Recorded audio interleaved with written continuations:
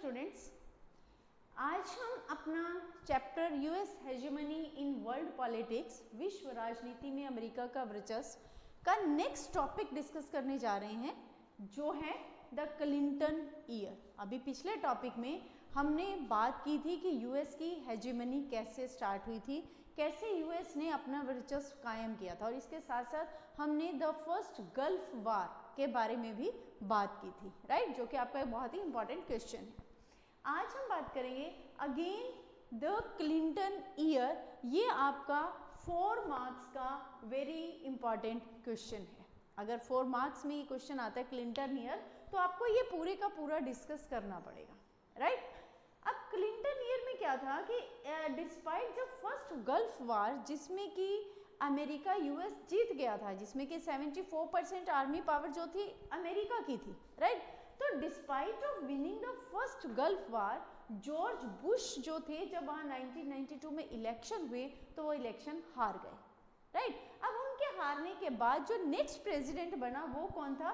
Bill Clinton, जिनका पूरा नाम क्या है? William Jefferson Clinton, right. Bill Clinton वहाँ के जो कौन सी पार्टी से बिलोंग करते हैं? डेमोक्रेटिक पार्टी, क्लियर, यूएसए की डेमोक्रेटिक पार्टी से वो बिलोंग करते हैं, राइट। तो अगेन इट कैन कम ये 1 मार्क क्वेश्चन कि बिल क्लिंटन कौन सी पार्टी से बिलोंग करते हैं। 1992 में जॉर्ज बुश के बाद कौन सा नेक्स्ट प्रेसिडेंट आया, राइट, और जॉर्ज बुश किन इलेक्शंस में हारे थे, ये भी आ सकता है आपका। अगेन अब डेमोक्रेटिक पार्टी ने यहाँ पर जीत गई, बिल क्लिंटन प्रेसिडेंट बने। उसके बाद अगेन 1996 में वहाँ फिर से इलेक्शन हुए और बिल क्लिंटन दोबारा से पावर में आ गए। लोगों ने उनको फिर से सपोर्ट किया, फिर से चूज किया, राइट। तो इस तरीके से कॉन्टिन्यूटी में इन 1996 bill Clinton again one and remain president for 8 years. 8 years तक वो लगातार अमेरिका के प्रेसिडेंट रहे। अब जब क्लिंटन आया तो अमेरिका की पॉलिसीज में भी थोड़ा सा चेंज आना शुरू हुआ, राइट। अब अमेरिका ने किस चीज़ पर ज़्यादा ध्यान देना शुरू कर दिया? उन्होंने बजाय कि अपने इंटरनल मैटर्स या अपनी कंट्री के जो इंटरनल प्रॉब्लम्स हैं, उनकी तरफ ध्यान देने की बजाय उन्होंने सॉफ्ट इशू, जो वर्ल्ड के सॉफ्ट इश्यूज थे, उन पर ध्यान देना शुरू किया। कौन कौन से सॉफ्ट इश्यूज थे? Democracy promotion, right, climate change and world trade. उनका जो मेन कंसंट्रेशन अब किन की तरफ हो गया था? Democratic promotion, climate change and world trade, rather than hard politics of military power and security, जो कि हमने देखा कोल्ड वॉर तक जो था, किस पर ध्यान दे रहे थे? First world war, second world war, अब तक किस पर ध्यान दे रहा था अमेरिका? अपनी मिलिट्री पावर पर, अपनी सिक्योरिटी पर। अब उन्होंने मिलिट्री पावर और सिक्योरिटी पर अपना ध्यान कम करके किन चीज़ों पर ध्यान बढ़ा दिया? डेमोक्रेसी प्रमोशन, क्लाइमेट चेंज और एंड वर्ल्ड पॉलिटिक्स पर। लेकिन इसका मतलब ये नहीं था कि उन्होंने मिलिट्री पर ध्यान कम कर दिया, सिक्योरिटी नहीं, वो अपनी मिलिट्री पावर पर भी बराबर नजर रखे हुए थे, उसको भी उन्होंने कमजोर नहीं होने दिया, ठीक है। तो अब इसका प्रूफ कैसे मिलता है? हम कैसे कह सकते हैं कि इन सब चीजों के साथ साथ उन्होंने अपनी मिलिट्री पावर को भी स्ट्रॉन्ग रखा? इसके 2 एग्जाम्पल हैं जो हमें ये बताते हैं कि अमेरिका की मिलिट्री पावर भी वीक नहीं थी, still ready for the use of military power. कभी भी किसी भी समय वो अपनी आर्मी पावर, अपनी मिलिट्री पावर को यूज करने के लिए हमेशा रेडी थे, ठीक है। तो स्टूडेंट्स इन इसके एग्जाम्पल हमें 2 इंसिडेंट हैं जो हमें इसके मिलिट्री पावर के बारे में बताते हैं। कौन कौन से हैं? सबसे पहला एग्जाम्पल जो है 1999 का है। 1999 में युगोस्लाविया में क्या था? एक युगोस्लाविया में कोसोवो नाम का एक एरिया है, राइट, एक शहर है कोसोवो। अब यहाँ पर क्या थे? युगोस्लाविया में उस समय जो पॉपुलेशन थी, रेशियलिज्म वहाँ पर ज़्यादा था। रेशियलिज्म का मतलब कि कौन का जात पात के आधार पर भेदभाव, राइट। तो ऐसे में कोसोवो में, जो युगोस्लाविया में मोस्टली जो पॉपुलेशन थी 2 पार्ट्स में डिवाइडेड थी। कौन कौन से? एक थे सर्ब्स और दूसरे कौन थे? Non shrubs, shrubs and non shrubs, right. अब जो नॉन सर्ब्स थे ये बेसिकली इनके जो फोर फादर्स थे वो युगोस्लाविया से बिलोंग नहीं करते थे, राइट। ये लोग बाहर से आकर यहाँ पर सेटल हुए थे, क्लियर। तो ऐसे में अब यहाँ ही चले कि जो ये कोसोवो एरिया था, यहाँ पर नॉन सर्ब्स की पॉपुलेशन सबसे ज्यादा थी। नॉन सर्ब्स में कौन से लोग आते थे? अल्बेनियन। जो अल्बेनियन पॉपुलेशन थी वो किससे बिलोंग करती थी? नॉन सर्ब से। अब कोसोवो में क्योंकि अल्बेनियन पॉपुलेशन बहुत ज़्यादा थी, तो युगोस्लाविया ने क्या किया, 1999 में इन्होंने अपने यहाँ से जितनी भी नॉन सर्ब पॉपुलेशन थी उनको भेजना शुरू कर दिया, उनको वहाँ से निकालना शुरू कर दिया, राइट। अब नतीजा क्या हुआ, क्योंकि कोसोवो में नॉन सर्ब ज़्यादा थे, अल्बेनियन पॉपुलेशन ज़्यादा थी, तो इन्होंने युगोस्लाविया के इस एक्शन के अगेंस्ट एक मूवमेंट स्टार्ट कर दिया जो कि अल्बेनियन मूवमेंट के नाम से जाना जाता है, राइट। अब जब ये बात यूनाइटेड नेशन तक पहुंची, जब ये बात बाकी लोगों को पूरे वर्ल्ड में इस बात का पता चला, तो ऐसे में यूएस ने क्या किया, यूएस ने युगोस्लाविया पर अटैक कर दिया, बॉम्ब मिलिट्री अटैक किया, बॉम्बिंग की। अब किस लिए, उसने क्या बोला कि उसने ये अटैक किस लिए किया है कि ये जो रेशियलिज्म इसने शुरू किया है उसको समाप्त करने के लिए, राइट। तो ऐसे में US used it's military force forcing the downfall of Slobodan Milosevic. ये कौन था उस समय वहां का लीडर, राइट, जिसकी गवर्नमेंट थी, ठीक है। तो इसके गवर्नमेंट को गिराने के लिए इन्होंने उस पर अटैक किया, जिसका अब ये अटैक जब किया तो अमेरिका के साथ कौन थी, नाटो कंट्रीज, जो कभी यूएसएसआर का हिस्सा थी। उन्होंने बाद में जब यूएसएसआर का विघटन हो गया तो जितनी वो कंट्रीज थी नाटोज, वो अमेरिका के साथ आ गई थी। तो उन्होंने नाटो कंट्रीज की लीड किसने किया, अमेरिका ने, ठीक है। और बाद में नतीजा क्या हुआ, गवर्नमेंट जो थी स्लोबोदान की जो गवर्नमेंट थी वो गिर गई और वहां पर स्टेशन्ड नाटो फोर्स, किसको वहां पर स्टेशन कर दिया, नाटो फोर्सेस को वहां पर उनकी पावर आ गई, राइट। अब नाटो फोर्सेस आने का मतलब क्या है कि ये इस एरिया पर किसका पावर, किसकी मिलिट्री पावर यहाँ पर हो गई, अमेरिका की, क्योंकि इन सब का लीडर कौन था, अमेरिका, राइट। एक तो ये युगोस्लाविया का एग्जाम्पल है जो हमें ये बताता है कि यूएस जो है, चाहे उसने डेमोक्रेसी प्रमोशन, क्लाइमेट चेंज और वर्ल्ड ट्रेड की तरफ अपना ध्यान ज्यादा किया था, लेकिन उसके बावजूद भी इसका मतलब ये नहीं कि उसने अपनी आर्मी पावर को वीक किया था, राइट। उसके बावजूद वो अपनी आर्मी पावर को स्ट्रॉन्ग रख रहा था, क्लियर। अब दूसरा एग्जाम्पल एक और है मिलिट्री एक्शन का ही, 1998 का।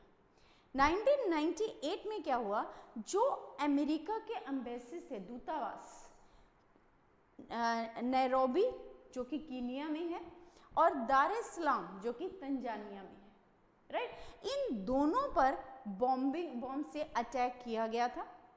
अब इस अटैक की रिस्पॉन्सिबिलिटी किसने ली थी, इस अटैक की रिस्पॉन्सिबिलिटी ली थी अल-कायदा ने, अल-कायदा जो कि एक टेररिस्ट ग्रुप है, राइट। अब अल-कायदा ने ये रिस्पॉन्सिबिलिटी ली कि अमेरिका की इन एम्बेसीज, इन दूतावासों पर अटैक अल-कायदा ने ही किया है। अब नतीजा क्या निकला, इसके बदले में, अब इसका जवाब अमेरिका ने क्या दिया, अमेरिका ने अल-कायदा पर अटैक कर दिया, राइट। अब जब अमेरिका ने अल-कायदा पर अटैक किया तो वो अटैक, वो जो फाइट चली थी, उस पूरे उसको क्या नाम दिया गया, ऑपरेशन इन्फिनाइट रीच। क्या नाम दिया गया इसे, operation infinite reach. Again this operation infinite reach, ये भी आपका कंप्लीट 4 मार्क्स में एक अलग क्वेश्चन बन सकता है। ऑपरेशन इन्फिनाइट रीच, जैसे द गल्फ वार 4 मार्क्स का अलग है, इसी तरीके से ऑपरेशन इन्फिनाइट रीच आपका 4 मार्क्स का एक अलग क्वेश्चन, ठीक है। अब अल-कायदा ने क्योंकि इसकी रिस्पॉन्सिबिलिटी ली कि इनके दूतावासों पर, इनके एम्बेसीज पर जो कि कीनिया और तंजानिया में थी, इन पर अटैक उसने किया है, तो नतीजा क्या निकला, अमेरिका ने सूडान और अफगानिस्तान, जहां पर अल-कायदा के मेन हेडक्वार्टर्स थे, राइट, सूडान और अफगानिस्तान पर मिसाइल अटैक करवा दिए। अब जब ये मिसाइल अटैक कराए, उस समय अमेरिका ने यूनाइटेड नेशन की भी परवाह नहीं की, क्योंकि यूनाइटेड नेशन ने इस अटैक के लिए पहले मना किया था, लेकिन उनकी परवाह न करते हुए अमेरिका ने इन पर अटैक कर दिया, उनकी बात को अनसुना कर दिया। क्लियर? तो not bother about UN permission. Is it clear? तो ये दोनों हमें क्या बताते हैं, ये दोनों ही एग्जाम्पल हमें ये बताते हैं कि क्लिंटन ने बेशक अपना थोड़ा सा सॉफ्ट इशू की तरफ वो झुका था, सॉफ्ट इश्यूज जो वर्ल्ड से रिलेटेड थे, लेकिन उसके बावजूद अपनी आर्मी पावर को उसने वीक नहीं होने दिया। आर्मी पावर में वो पहले वाली पोजीशन पर ही रहा, सुपर पावर के रूप में ही रहा। क्लियर? अब ये तो एक एग्जाम्पल है जिससे, अब ये क्या है, दिस इज द कि कैसे यूएस की हेजेमनी एस्टैब्लिश हुई थी, कैसे वर्ल्ड में ये मालूम पड़ा था कि यूएस जो है वो पावरफुल है। क्लियर? ये तो इसके आर्मी के एग्जाम्पल्स हैं। इसके अलावा और भी ऐसे कुछ इंसिडेंट्स हैं जो हमें ये बताते हैं कि वर्ल्ड में यूएस किस तरीके से पावरफुल है, यूएस कैसे, यूएस की हेजेमनी जो है वो एस्टैब्लिश हुई। राइट? नेक्स्ट आर्मी एक्शन जो हमें ये बताता है that US was in hegemony, US was in hegemony, वो उसका वर्चस्व था, उसका दबदबा है आर्मी में, वो कौन सा है, that is 9/11 and the global war on terror. तो हमने पहले किए हैं, this is the next one 9। Again it's complete 4 marks question, ये भी आपका एक 4 मार्क्स का कंप्लीट क्वेश्चन है। राइट? 9/11 का अटैक क्या था, एक्चुअली हुआ क्या था कि 11 सितंबर 2001 को कुछ बहुत सारे अरेबियन थे जिन्होंने 19 hijackers took control of 4 American commercial aircrafts. America के जो कमर्शियल एयरक्राफ्ट्स थे, 4 कमर्शियल एयरक्राफ्ट्स को हाईजैक कर लिया था। Right?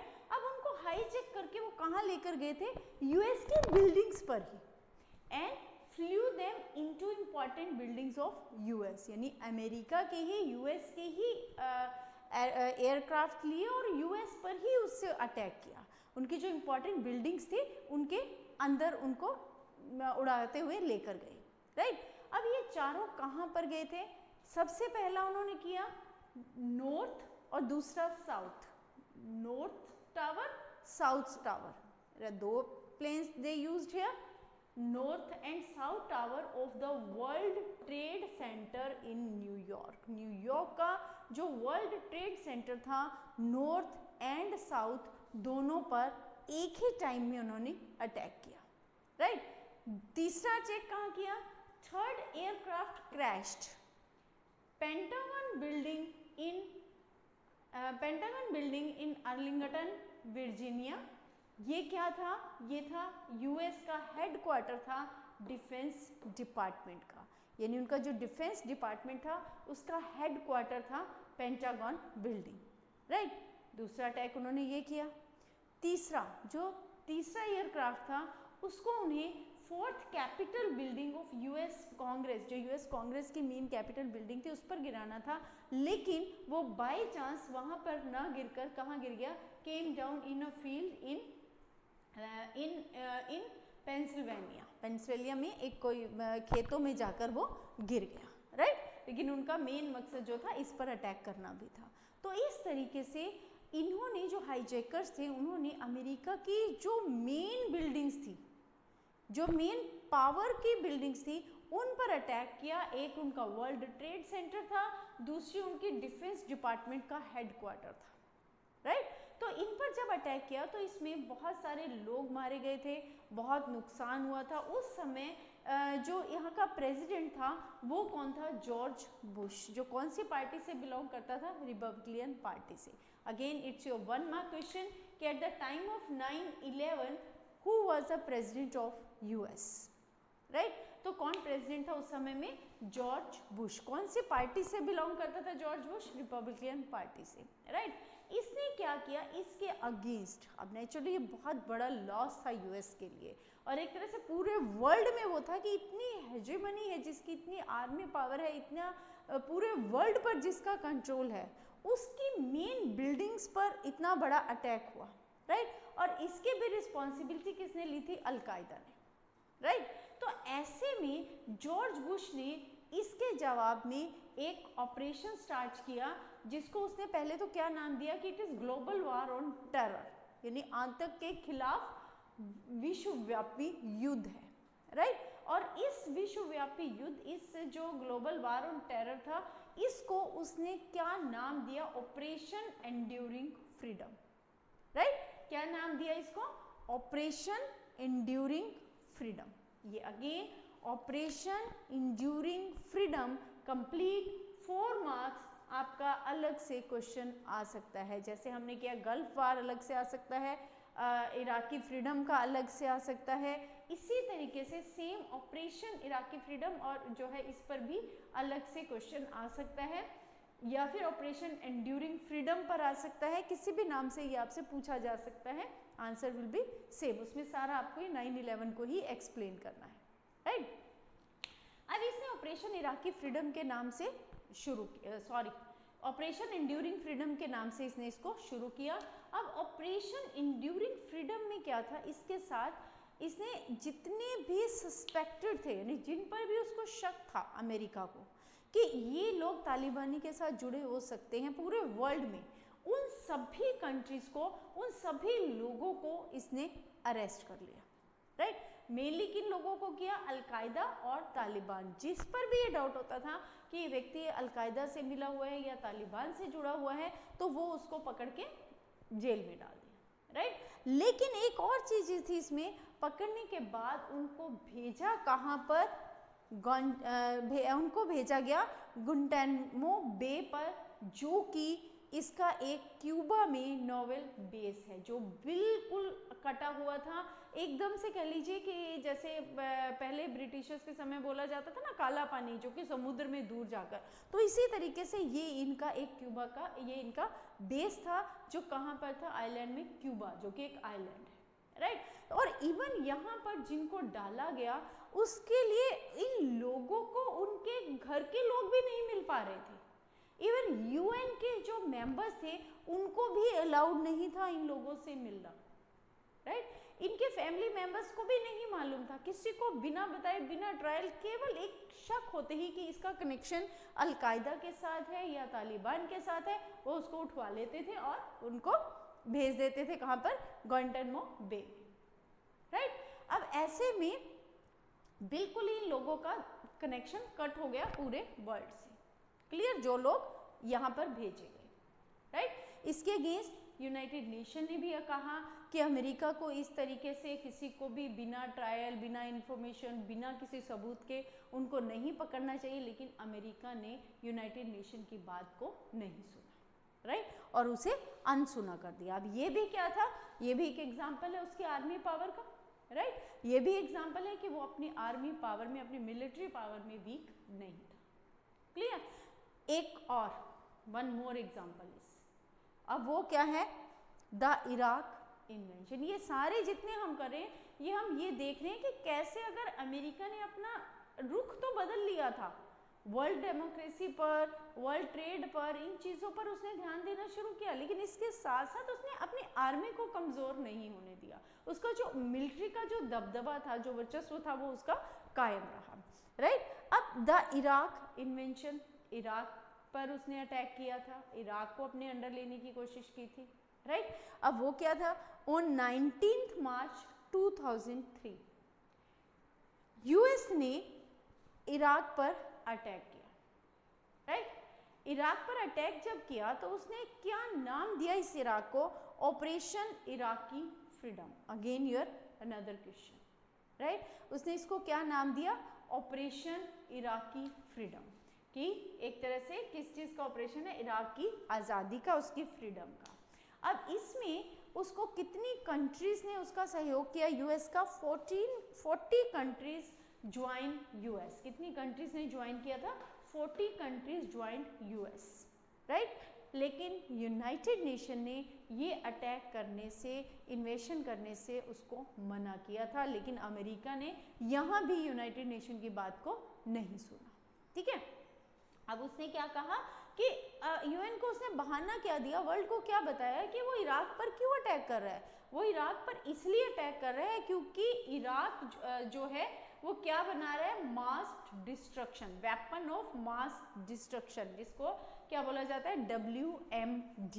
Again it's your 1 mark question, ये आपका 1 मार्क में आ सकता है। What's the full form of WMD, क्या है इसकी full form, weapons of mass destruction, right. अब अमेरिका ने ये बताया वर्ल्ड को कि वो इराक पर इसलिए अटैक कर रहा है क्योंकि इराक जो है WMD यानी वेपन ऑफ मास डिस्ट्रक्शन जो है वो वेपन डेवलप कर रहा है, जो कि न्यूक्लियर वेपन्स है, राइट। लेकिन एक्चुअल में क्या था, एक्चुअल में अमेरिका पर यूनाइटेड नेशन को भी यही शक था कि अमेरिका ने ये अटैक मास डिस्ट्रक्शन को रोकने के लिए नहीं किया, बल्कि अमेरिका वहाँ के जो ऑयल फील्ड्स हैं उन पर अपना कब्जा करना चाहता है, वहाँ पर अपनी आर्मी एस्टैब्लिश करना चाहता है, वहाँ पर अपना आर्मी जो है बेस बनाना चाहता है, राइट। ऐसे में नो डाउट सद्दाम हुसैन हार गया था, सद्दाम हुसैन की गवर्नमेंट गिर गई थी, लेकिन वहाँ के जो लोग थे, जो इराकी सिटीजन्स थे, उन्होंने अमेरिका को एक्सेप्ट नहीं किया। नतीजा क्या हुआ, उन लोगों ने अमेरिका के अगेंस्ट मूवमेंट स्टार्ट कर दी, ठीक है, उनके अगेंस्ट विद्रोह कर दिया, जिसमें लगभग 50,000 जो इराकी सिटीजन्स थे वो मारे गए थे। इसीलिए अमेरिका के इस अटैक को, अमेरिका की इस इन्वेंशन को मोरालिटी बेस्ड इन्वेंशन नहीं माना जाता। ये माना जाता है कि ये अटैक जो था वेपन्स को रोकने के लिए नहीं था, बल्कि इसमें अमेरिका का अपना मतलब था, अमेरिका का अपना फायदा था कि वो वहाँ के ऑयल फील्ड्स को अपने अंडर करना चाहता था, इसके साथ साथ वहाँ वो अपना मिलिट्री बेस बनाना चाहता था, राइट। तो यहाँ पर अमेरिका जो था अपनी पॉलिटिकल जो उसकी प्लानिंग थी उसमें भी फेल हो गया, उसकी आर्मी की जो था कि कैसे उनको कंट्रोल किया जाए उसमें भी फेल हो गया, क्योंकि लोगों ने उसको एक्सेप्ट नहीं किया, क्योंकि वहाँ के लोग अमेरिका के अगेंस्ट थे, राइट।